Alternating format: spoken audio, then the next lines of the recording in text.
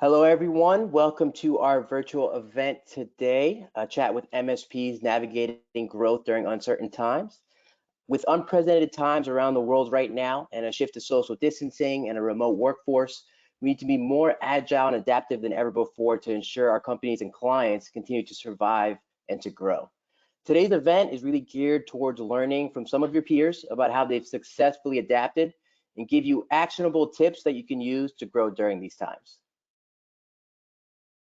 I'll be your host today. My name is John Guerra. I am a member of the customer success team here at Brightgauge. I'm a customer success specialist. And joining me today will be two of our wonderful partners, Ivan Mladenovic, president at Preemo, and David Birk, who is a principal and partner at Network Doctor. Each of these guys have been able to quickly adapt and keep their company strong during these times. So we're really lucky to have them here to share their insights with us. Today, we'll be covering a few different topics. We're really trying to hold this more as an open discussion, but we want to focus on today really are going to be how things have changed for these individuals professionally, what they've done to adapt and to grow during these times, and also how they're keeping their company culture alive and well. Before we get started with that, just wanted to share a quick snippet on what's new inside of Brightgauge. We have two new integrations, Sophos and OneDrive. If you're a Sophos user, with this integration, you can expose metrics pertaining to endpoint health, threat status, identify problematic tenants, and categorize or review alerts. Our OneDrive integration is going to act very similarly to our existing Dropbox integration in that you can utilize it to upload data via a .csv file from any tools we may not directly integrate with. If you would like any additional information on this or even a trial of these integrations, please feel free to reach out to sales@brightgauge.com. All right, now back to the fun stuff. So first we have Ivan Mladenovic of Preemo speaking with us. Hey, Ivan, thank you for joining us today. Thanks so much for having me. We are very excited to have you today. And I guess to get us started, Ivan, really what I'd like to hear from you is if you could discuss a bit how the change in the world and working remotely has impacted how you manage your team and even how you manage your customers as well. So yeah, I think that this has definitely been an interesting experience so far. We are in sunny Miami, Florida, where it is currently 90 degrees outside. My condolences to everybody up north, but it is very, very hot here, and we're prepared for this type of thing innately because we are prepared for hurricanes. The nature of our DR plan focuses a lot on hurricanes because we get them probably every other year to the point where we either have to close the office or have some sort of remote work set up. And then a few years ago we had Hurricane Irma where we had to actually move to a remote work scenario for about 6 weeks because our main offices and a lot of our clients' offices were primarily without power and therefore internet. So we're innately prepared for this. We went to remote work. This is our 6th week of remote work, so we made the call pretty quickly, and the team transitioned to that system pretty easily. One of the things that we've certainly focused a lot of energy on is communicating well. So we use Slack internally for communication, and obviously all the variety of ConnectWise suite to make sure that we're communicating correctly. We do a morning Zoom call every morning, basically to make sure everybody's seated and ready to go, and kind of catch up on all the issues. Quick stand-up meeting, usually 15 to 20 minutes. I feel like it's been a pretty seamless transition. I mean, the part that has been certainly uncertain has been client positions, different obviously clients in different industries, and how they're being impacted differently. So we do have 1 or 2 clients kind of in the events and hospitality space that were affected more than clients in the legal space or the medical space.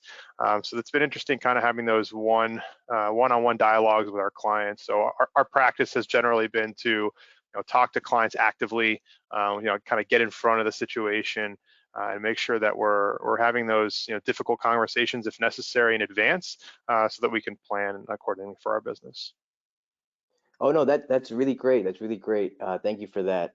And kind of building upon that, when you're speaking with your clients and you're trying to show them kind of the problem areas, what sort of main metrics are you focusing on while trying to service these clients on the back end that kind of allow you to be a bit more proactive and maybe not have to go through some of those hardships with them?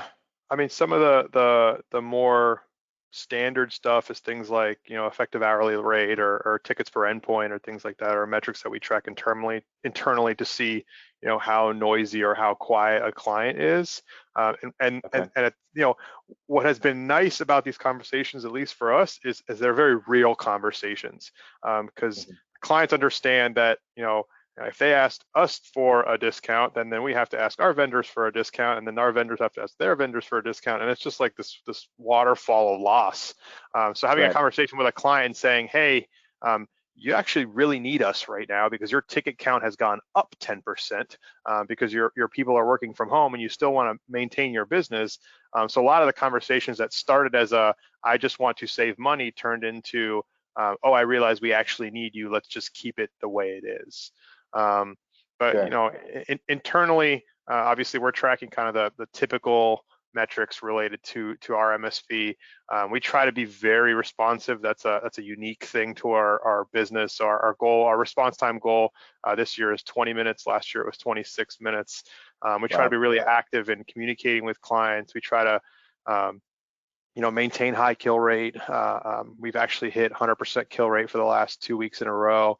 And things like, same day resolutions, first call resolution, those are all metrics that, particularly at the beginning of work from home, when we were getting, 3 times ticket volume and 3 times call volume, being efficient in solving the problem on the first call or the first day was really important, so we don't drown. Right. Fortunately, that's changed, and we've, the volume has gone down back to normal-ish numbers. Right. And then from a business management standpoint, one of the things that we did early on was create a forecasted budget of potential loss, and looking at what our P&L looks like with a 10% loss, what our P&L looks like with a 20% loss. How does this affect our expenses? Do we have to look into cutting staff, cutting salaries? And so far, none of that has happened the way that we projected it, thankfully. The business has been very stable, and I think that's good for now. I also think we're kind of early on in the game, so I think it'll be really interesting to see what our universe looks like and what the economy looks like, in like August, and then like October, and then like February, and so on. Those will be more interesting milestones. Right. Yeah. And I remember you mentioning that when we spoke the other day, that you really feel like we haven't felt the true impact of this yet. So with that being said, I know you shared a bit with me when we talked the other day, but with that anticipation that things are going to get worse, are you guys pursuing any sort of campaigns or doing anything special to make up for the losses that you're expecting? Yeah, I mean, my theory on this is, there's going to be a lot of opportunity at the end of this, but you have to make it to the end of this. Right. So we're planning a lot in the way of marketing strategies and content that relates to, obviously, one, helping companies that are working from home deal with the work from home piece. The second part is, how they're handling cybersecurity, or if they're looking at cloud options. Like, those are all going to be interesting sales, during and after this process. Right. And then we're looking at, sort of creative ways to respectfully market our business without being, pushy at a time when some businesses just aren't interested in buying anything. They're just interested in surviving. So I think that, a lot of deals, I'm sure, for a lot of MSPs stalled, like when this happened. You were, right at the cusp of signing a new managed service agreement, and the client was just kind of like, isn't communicating with you, or is slowing down the process because they are inherently slowing down their process. So I think that, now is a time more than ever to be more. We have time now.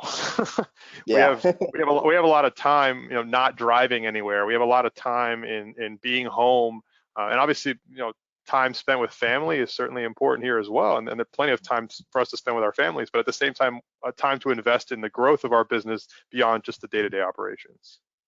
Sure. No, I completely agree with that. And I know you've kind of mentioned this, thinking of new opportunities after this all kind of settles down a bit. Obviously, you guys have done a lot of your budgeting analysis to make sure you can survive throughout this. Is there anything that you wish maybe you had done differently or you had done previously that could have prepared you guys a bit more for something like what's going on right now? Um, you know, I think every business is seeing gaps that they have more than ever now. Mhm. So there are definitely gaps that we have in our operations that we are working on improving right now because there are certain parts of our team that are less active right now. Something that I'm putting a lot of energy right now is working with our account management team, because if I'm not generating net new managed services clients, how about can we generate net new revenue from existing clients? So working in things like server warranties that might be 6 months or 12 months out, or clients that we proposed a Windows 7 upgrade that didn't proceed with it, and now they're not in their offices. So maybe there's an opportunity to do that. We're able to generate work that way, which is nice. Right.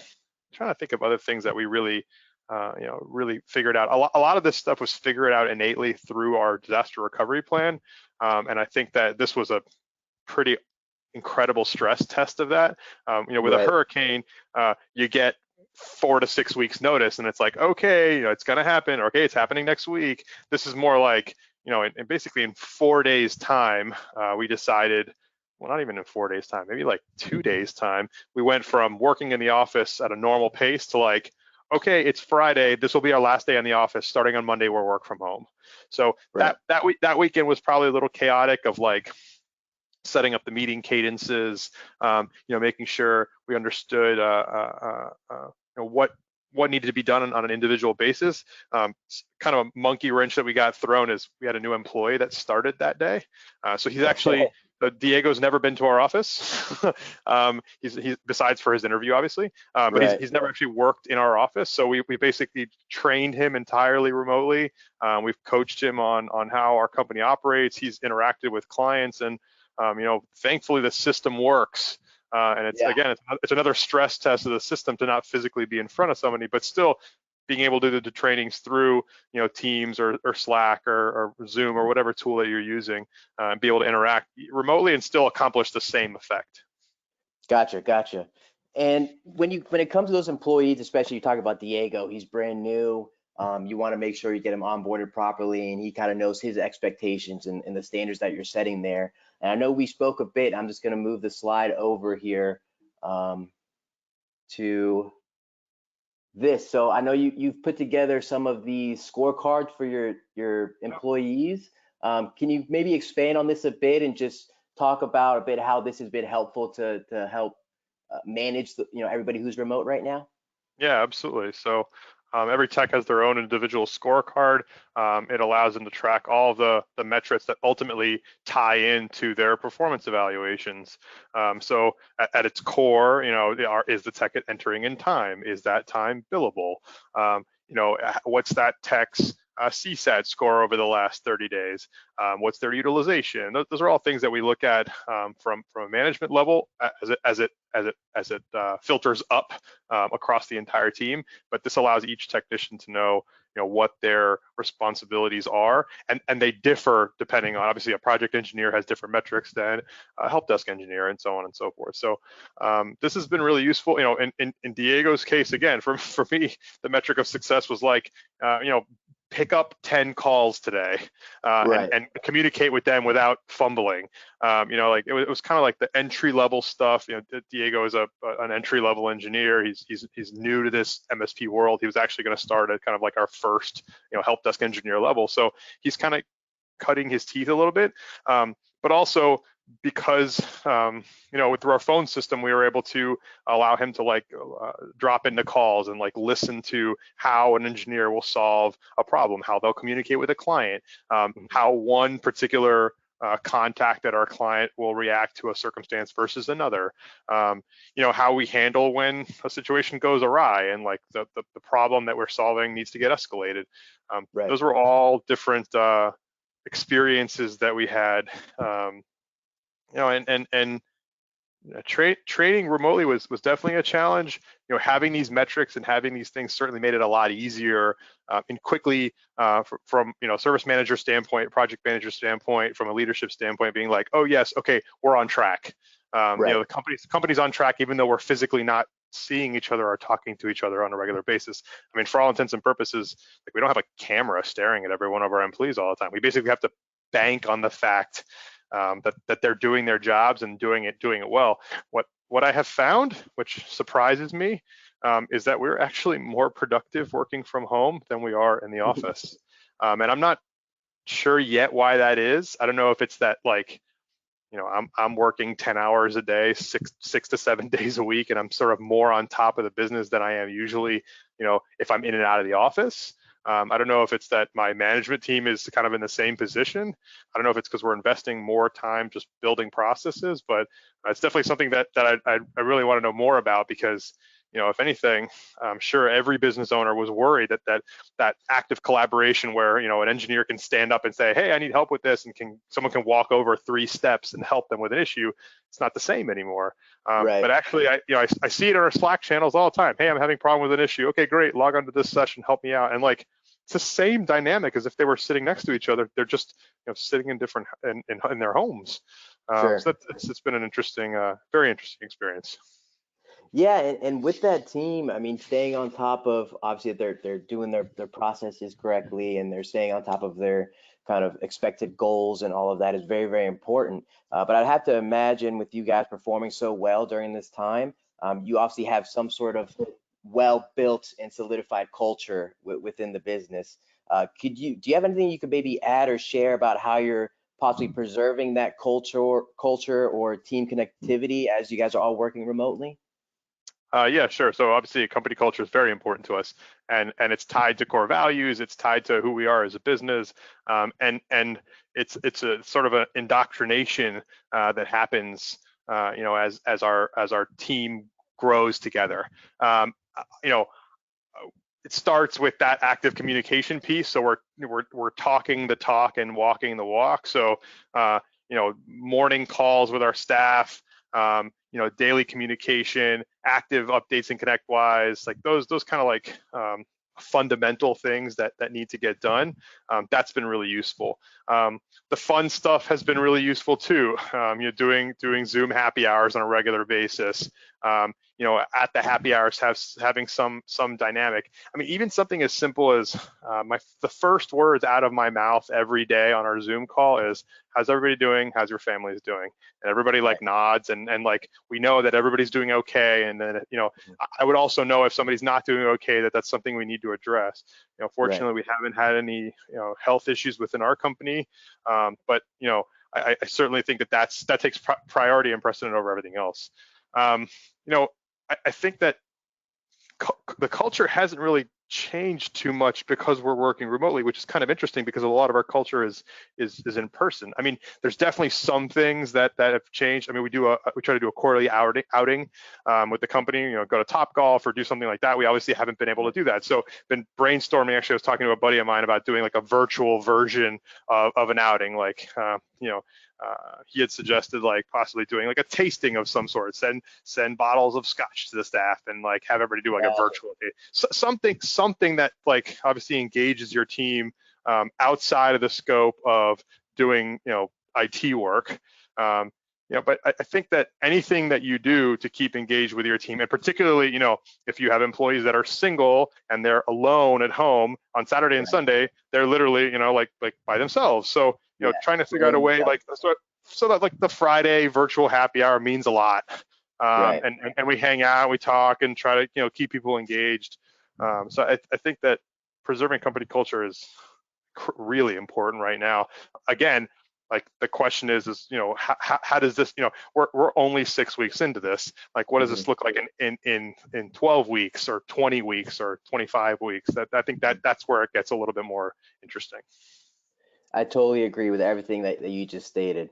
And thank you so much for all of those insights you just shared with us. I'm going to go ahead and we're just going to move on now and speak with David for a bit here. Oh. How's it going? Hey, David, going great. How's it going for you? Good, good. Thanks for Great. having me.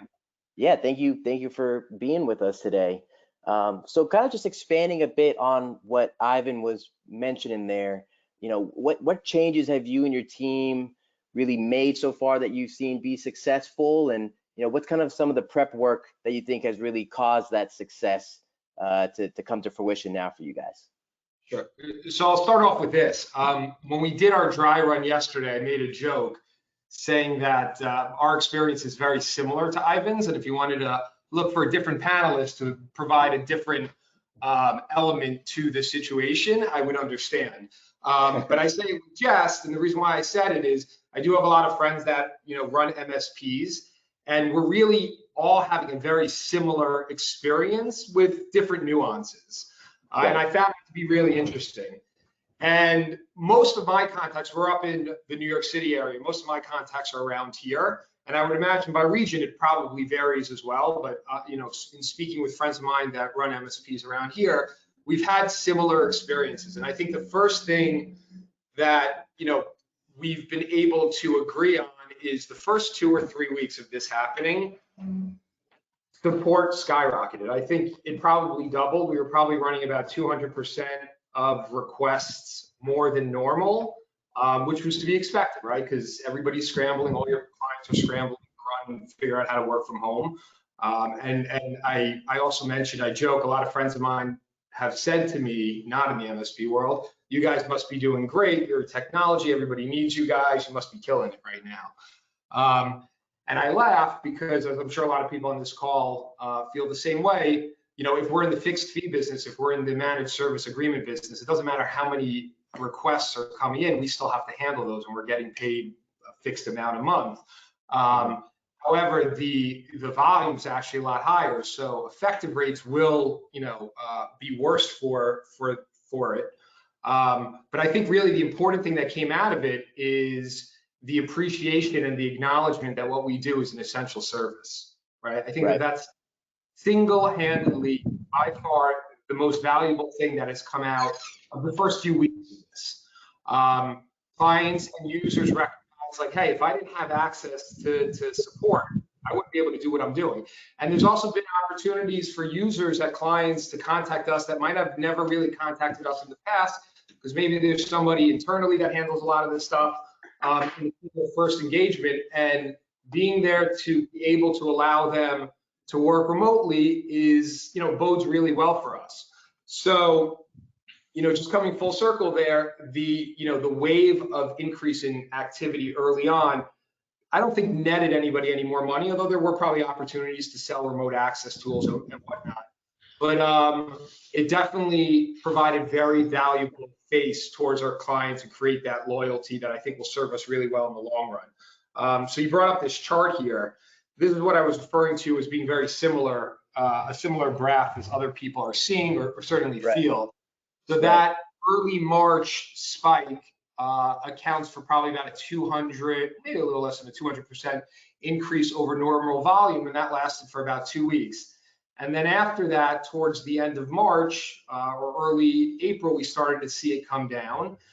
And now we're seeing it dip a little bit. And I think we're about 75 or 80% of what normal volume is. And again, that's all to be expected. And I think that's what people have been experiencing. So I think the roughest part in terms of activity is probably behind us. But we have a journey ahead of us to make sure that we're using this as an opportunity to grow from here, like Ivan said. I've been saying to my team, if we don't come out of this with lemonade, it's a shame on us, right? We really need to use this as an opportunity to identify process areas that we can improve upon, relationships with clients that we can improve upon. If our engineers have more time, a little bit more time during the day, definitely solicit them for feedback. We constantly try to do that. And sometimes you get more of a response than other times. Sometimes it's a busy week and it's hard to do. But it's important to continue to keep fishing from them because they're on the front lines and they have some really good ideas, and maybe this will afford to them an opportunity to give that some thought. But to answer your question, what did we do differently?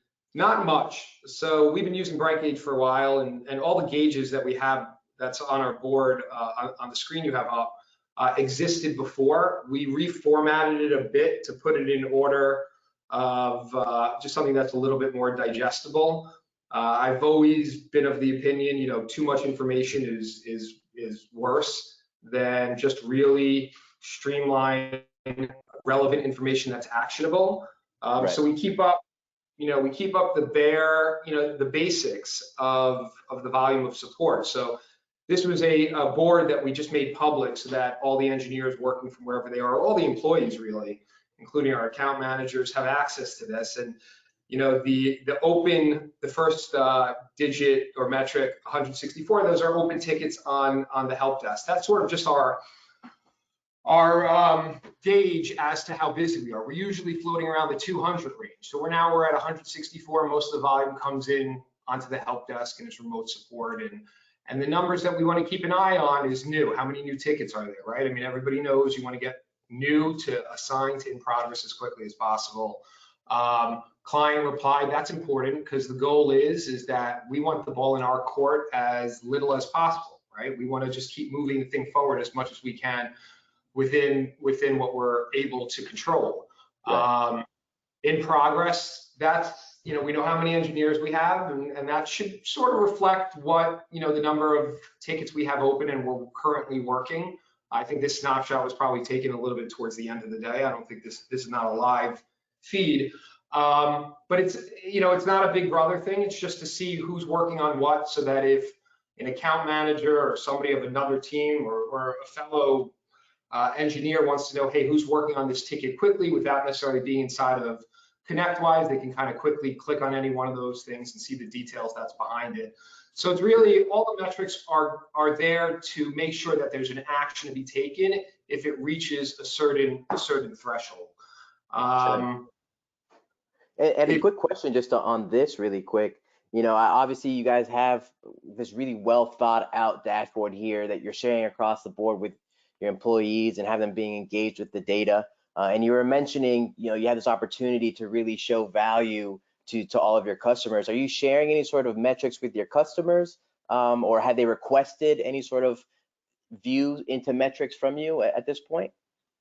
So we've always provided metrics. All of our clients have dashboards and reports that they receive from us on a monthly basis. Okay. We changed that now? No, I think it's a little premature to start, for lack of a better term, patting ourselves on the back and saying, hey, we're doing a good job. But you want to do that too, right? You want to kind of show, hey, we're really valuable and we're here. And I think that implicitly that's going on. And when things start to die down, I think we'll have an opportunity to flex that muscle if we need to. Mm-hmm. But the clients that we work with on a regular basis, I think they're probably experiencing an uptick in response time, right? I always say, right, at the end of the day, what clients want is they want speed and thoroughness. They want their requests to be handled very quickly and thoroughly, right? So now that we have an opportunity to be a little bit lighter in terms of our load, our response rates should go up, right? Our SLA times should improve. So we look forward to seeing that, and hopefully the clients will recognize that. But I think that they're recognizing it on a bigger level, that we're really enabling them.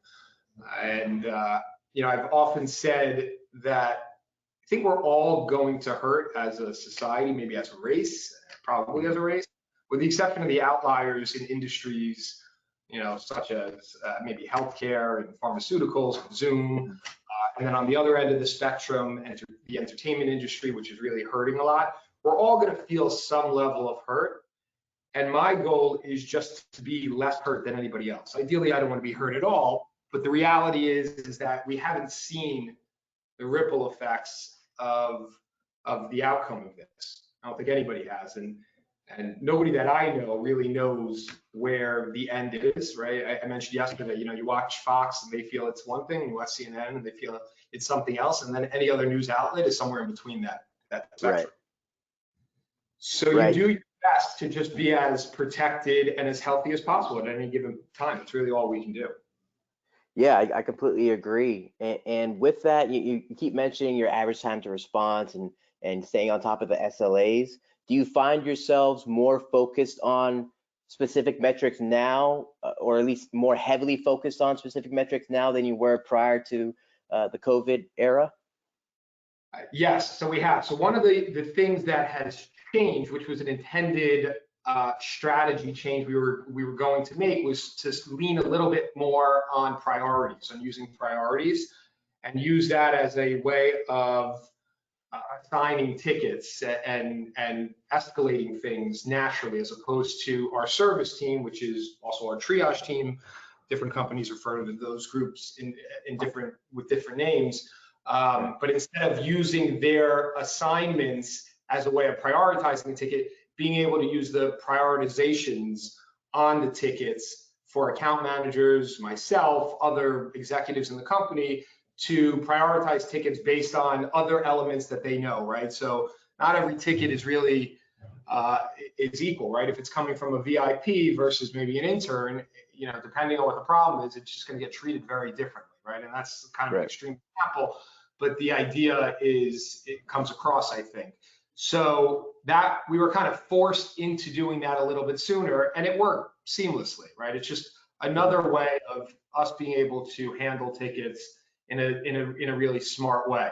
Now that said, because volume last week and into this week is down, response time is not an issue. Right. But you know, a couple of weeks ago when it was using that, we saw more fruits of that labor.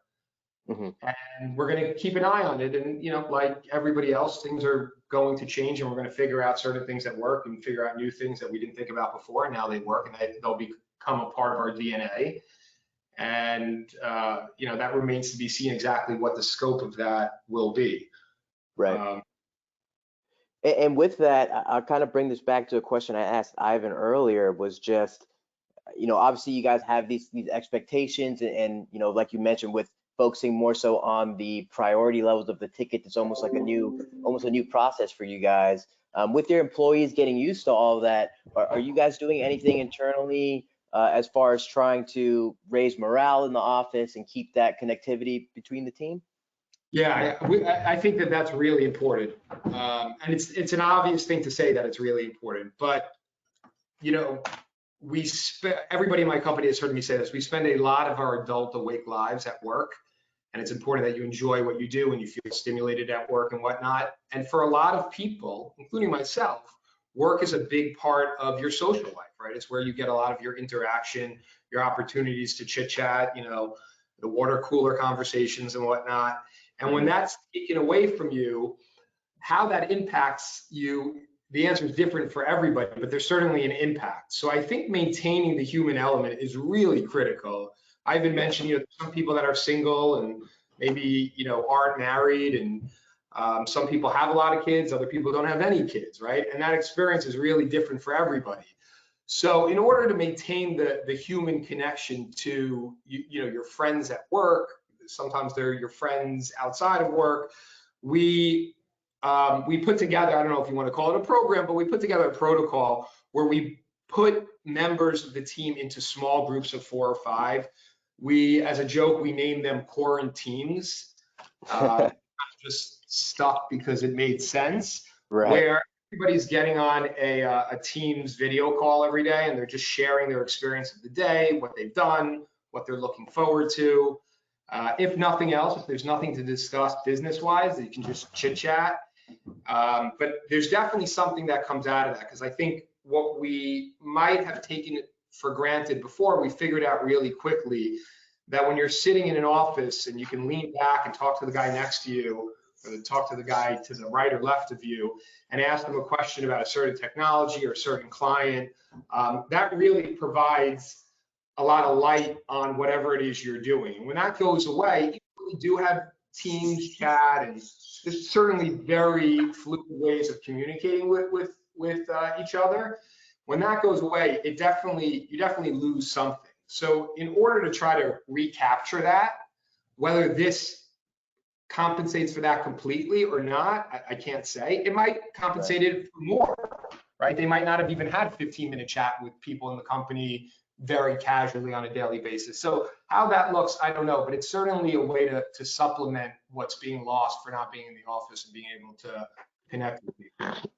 Right, and with that not being in the office thought, and I like that you brought up, usually in the office you're able to look across the desk and ask a question if you need to, and obviously you've lost that a bit, making it up with those daily meetings right now. But with that being said, do you feel that you are more heavily reliant now on some of the metrics that you're analyzing and looking at than you were prior, or do you think that was just part of your culture before being, kind of intertwined with this data to help you guys push forward? That's an interesting question. I don't know yet. I know personally, I am more inclined to keep an eye on this board. Again, the data existed before. It's a matter of whether or not it was a culture of really being, glued into it. So for me, it tells me where we are. It gives me a quick snapshot. It lets me sleep well at night. I don't have to hit people up for quick updates, right? When you're in the office, you just don't need that, because I guess you just, through osmosis in some way, shape, or form, you're gathering what the status is of the environment, of work and clients and so on. Now that that's gone away and I have found a tool to use that, yeah, it's going to change it for me. I think Right. it'll change it for other people. I think though humans are resilient and we tend to snap back to some of our habits before. So, that remains to be seen. I don't mean to be elusive about the answer, but it should be interesting. You got your people who are like, the world has changed forever and it'll never go back to what it was. And then other people are like, this is just a thing and time heals all wounds. And, 6 weeks, 6 months, 6 years, we'll be back to normal. Right. I don't have a glass ball, so I can't say that with certainty. I think there's also a part to this that's like you're typically you keep your gauges on like a TV or something like that where people are always seeing it, whereas now your staff might not actually be seeing it, but you're looking at it frequently, so you're probably talking about it more.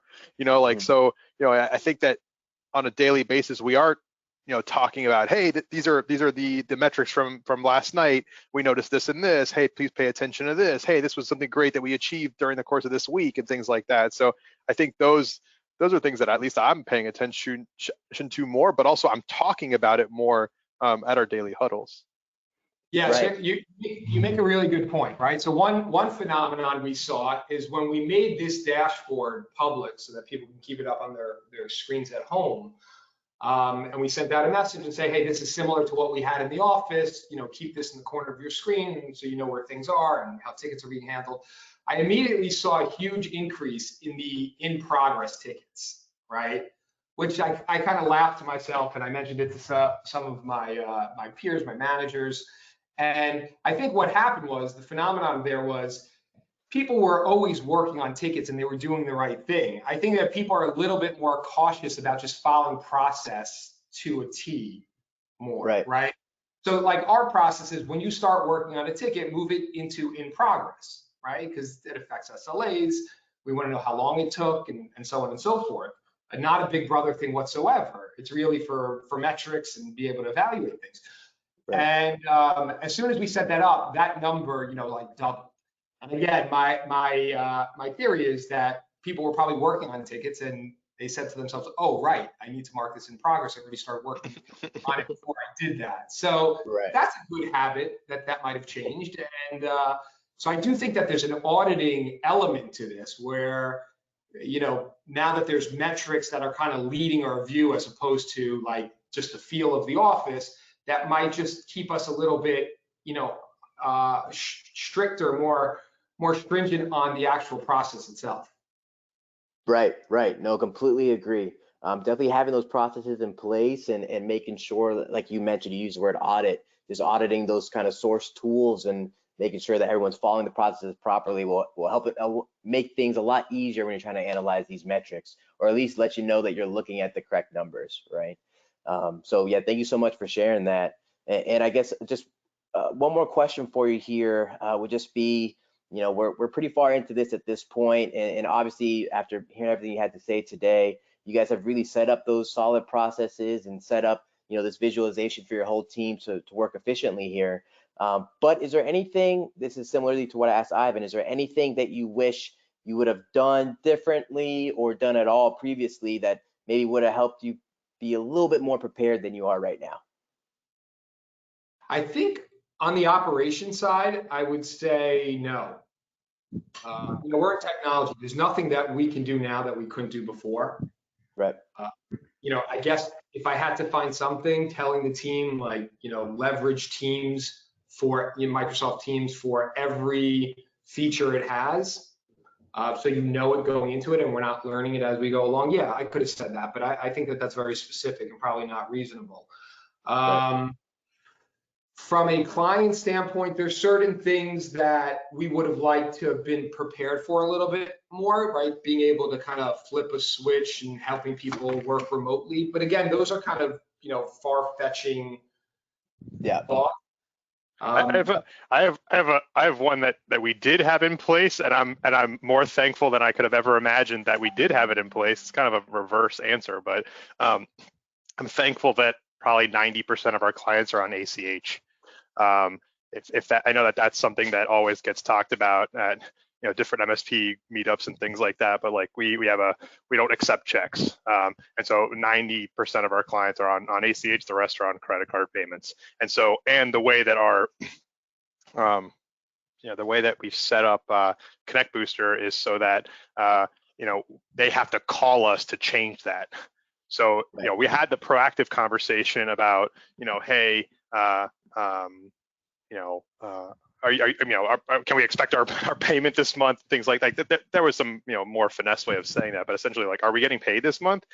And then those clients that didn't communicate that with us, they would have to call us and have a communication with us. So it's nice to feel all of your most of your receivables come in on the first of the month into your bank account, and that you can exactly what you're running your business on over the next 30 days.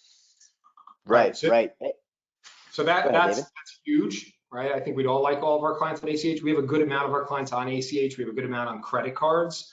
But that's a really important subject that we're not addressing here, and I don't think we will, but just to touch on it a bit, receivables is a big thing. I think that's what we're all waiting on, right? We're an essential service, but at the end of the day, can our clients pay us, right? And the first thing we did, we looked at our client base, the verticals that we're in, and we realized that we weren't overly exposed to the industries that'll probably get hit the worst. So that was a relief. But that said, you don't know until the money's received. It's really hard to say, have an expectation of how much you're going to receive. But on the billing note, one thing that we had done that I think is very much in our favor is, we have one fee that kind of includes the licensing, the support, and all that thing that's mixed into one price. When you have very itemized pricing and you can kind of separate out like on-site visits and the support piece and the licensing, and maybe they come on different invoices, that could start to get a little bit dicey when it comes time to collecting.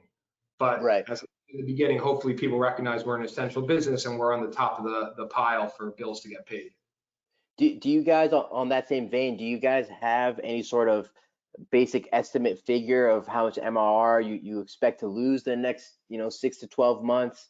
And if you do you guys have any sort of thoughts or plans to make up for those losses?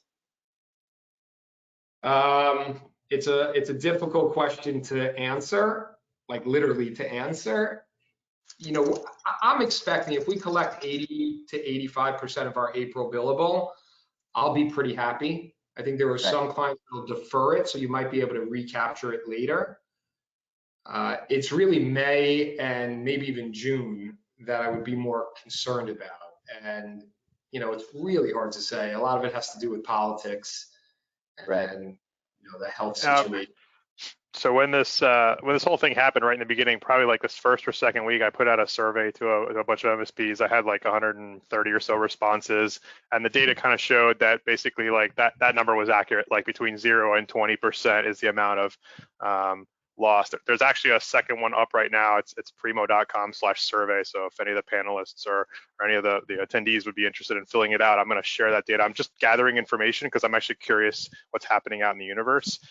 So we kind of did the same thing. We did a budget based on 20% loss in the business and saw what that looked like. And I think that's a very, very important exercise for every MSP to do, and to understand clearly what it means to their business. Because obviously, depending on what what level of expenses and cost of goods sold you had, where your profitability lies, what the expectation, if you have multiple owners, what the expectations of the partners are in terms of disbursements or profitability for the business. All that kind of has to be taken into consideration, and you can only really understand when you create a 12-month or even just a 6-month P&L with some sort of staggering loss. As of right now, it hasn't hit us significantly. I agree with Dave. I think that show me June, show me October, show me January. We've got those of us that were able to get our PPP money already, and then obviously those are going to be applying for the next round. That's going to feel like this is buffer, but it's a 2-month buffer, and then the 2 months is over. So it'll be interesting to see what happens after that, particularly not just with MSPs. I think the MSPs that are prepared for this and have a well stabilized business are going to be fine. It's more like what our client base is going to look like. If you have 10 or 15% of your revenue in one client, and that client is in an industry that might be affected by this, that's going to affect you a lot more than if you have a smaller proportion of your revenue in a particular industry or with one particular client. So, I think that this is going to shake out over time. I think Dave mentioned something yesterday about like the midterm, right? Like the long term, I think we're going to be fine. It's going to be really interesting to be an MSP in the long term. And to me, like the long term means like after there's a vaccine and like we can sort of get to the other side of this. But until we've kind of gotten through the short term. The short term was probably like the first month.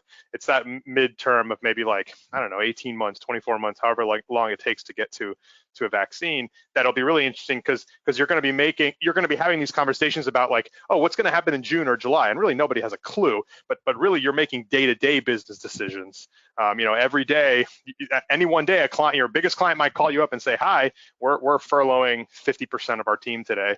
You need to adjust our bill accordingly, and so on and so forth. So it'll be interesting to see how things shake out over time. Yeah, I agree. Did you have anything to add on that, David? No, I think Ivan stole my thunder, but he's exactly right. I mentioned yesterday is I think short term we look great, right? We're showing our value. People feel good about us, and long term, if you make it through this and you stay healthy and keep your eye on the prize, will be great. That midterm is frankly a scary place. The unknown is scary, right? And it's unknown and unprecedented.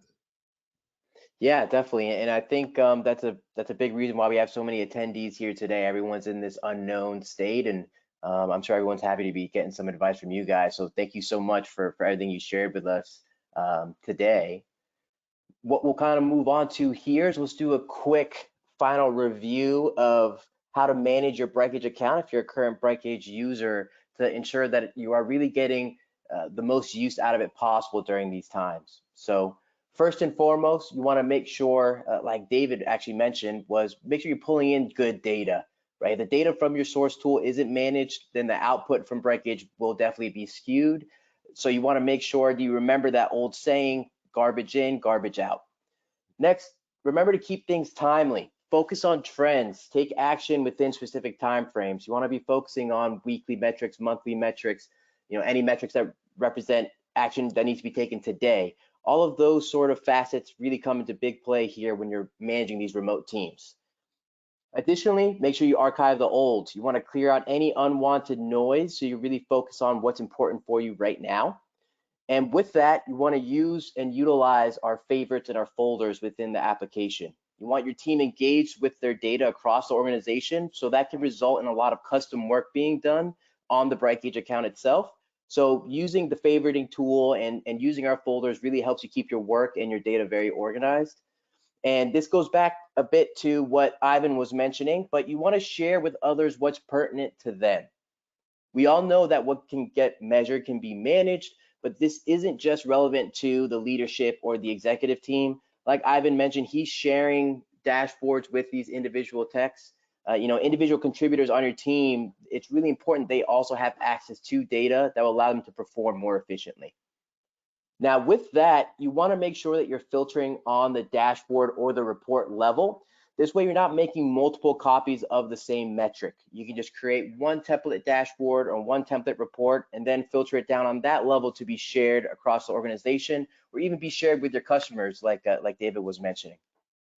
Lastly, just set up a system to make sure that you're able to keep on track. It would be difficult for you to make positive changes to your KPIs if they aren't being managed properly. So make sure you have a system in place that explicitly sets those expectations for your team in regards to the KPIs, but also you want to focus on how these metrics should be managed and then who's responsible for actually managing them.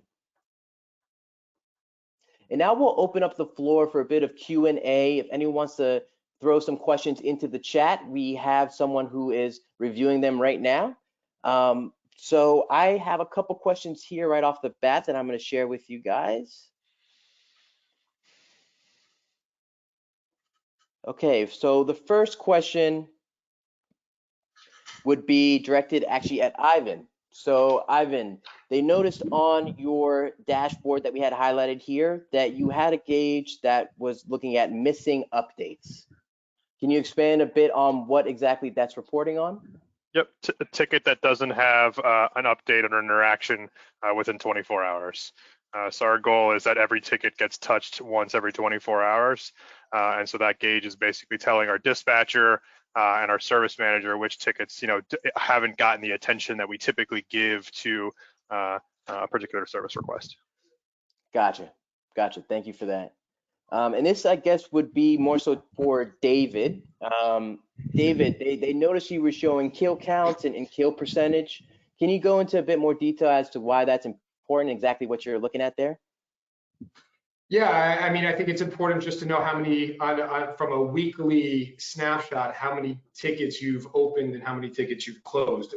A lot of the data that's up on there is more relevant when you click on it. So if we want to see how many were closed today, because we don't have a gauge on its own that's showing closed tickets, you'd have to go into that kill count gauge and select that number.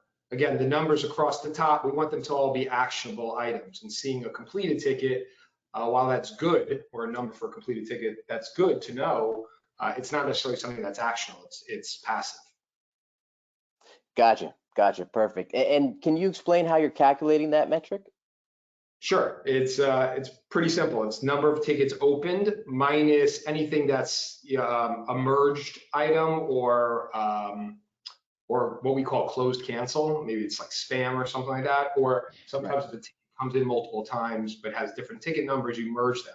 So eliminating that, it's just how many opened today and how many you mark completed today. Gotcha. Perfect. Thank you so much.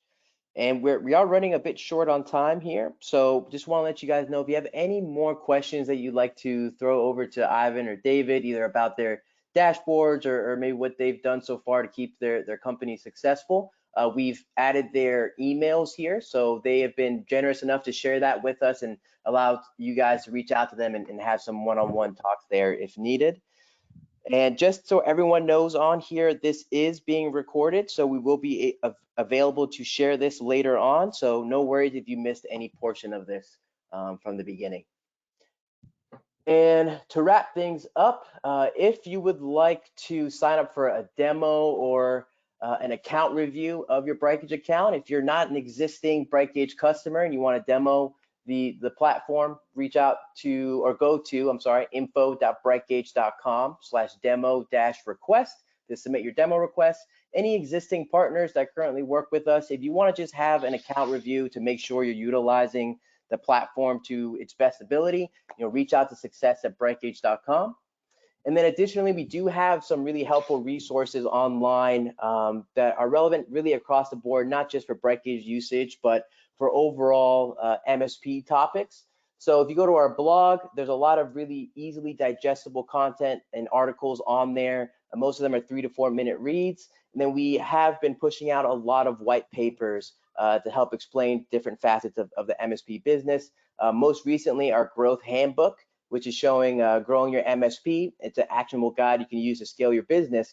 This has been a really, really popular white paper amongst not only our partners, but other MSPs out there in the space. So definitely recommend you take a look at that as well. And now at this point, what I'll do is I'm going to turn it back over to David and Ivan. Do either of you guys have maybe some parting words or last pieces of advice or takeaways that you'd like to leave us with? I'll add this one thing that we hear when situations like this happen, again, this is unprecedented, but when, you know, these unfortunate situations like 9/11 or hurricanes or, you know, market crashes, we kind of are able to use it as an opportunity to identify people that we might take for granted and not realize how much value they provide to society. And we're hearing a lot about, you know, the first responders and certainly healthcare, doctors, nurses, and so on and so forth, and people who stock the shelves in the supermarkets. And you know, I really feel like our IT engineers, they're a part of the essential workforce as well. If nothing else, being able to bring people a little sense of normalcy to be able to continue working through this is really is a tremendous value to society. So I think when we talk about essential workers and gratitude towards them, it's important that we acknowledge that us and a lot of our people are really contributing to that. So showing praise and gratitude now is really as good of a time as any. That's great. That's great. I would agree with that, and like I really like what David said in terms of like the amount our clients are appreciative of us now more than ever. I mean, our CSAT count, you know, average CSAT count per day is probably 2 times what it usually is. We might get, you know, 4 to 5, you know, responses on a given day. We're probably getting 12 to 15 responses sometimes on good days. So it's really interesting to see that clients also appreciating us. My one cool giveaway is one of the things that we did early on in this was your clients are at home most likely, and they probably have more idle time than they usually do. So we sent out actually a request for clients just to like write a review for us, whether it be on Google or Yelp or Trustpilot or wherever, or to write you a testimonial email. And we got 37 responses over a Saturday and Sunday. So it's just a good time to ask for things like that usually are very difficult. You know, like you have to beg your clients to write you a testimonial. It's actually a lot easier to get those things. So that'd be something that I would recommend for everybody. And certainly, you know, like I said, I'll plug it again. Check out our survey, preemo.com/survey. I'm happy to, obviously, we shared the information of the first one. It's on our blog, and then we'll share this one as soon as the results are available. Amazing, amazing. Thank you for that. And thank you again to both of you, both Ivan and David, for spending some of your time today, you know, explaining how you guys have been successful. I know it's been really helpful for us here at Brightgauge, just hearing, you know, what you guys are doing. And I'm sure it was helpful for the rest of the attendees. So I want to thank the attendees also for coming here and watching this webinar and allowing us to share some knowledge that we've gathered here. So again, everyone stay healthy and have a great rest of your day. Thanks so much. Thanks, Jeff.